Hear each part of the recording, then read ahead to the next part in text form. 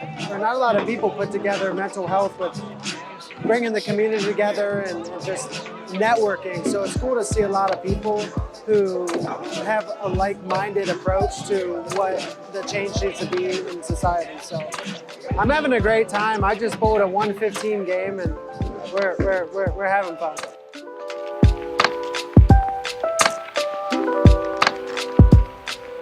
I think it's amazing. You know, anything that Cyrus puts his hands to is like gold. And so when he told me about this event a while back, I knew that it was going to be just like this. It's packed, the support is there. It's like a community family reunion.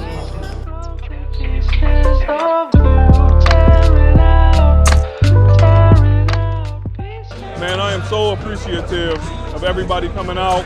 I'm so thankful. I pray for things like this. I just want to use my gifts to help inspire the world. I think all of us coming together just means something. You see all the love, you can B-roll shot that, you see all the love, and that's all I want to say.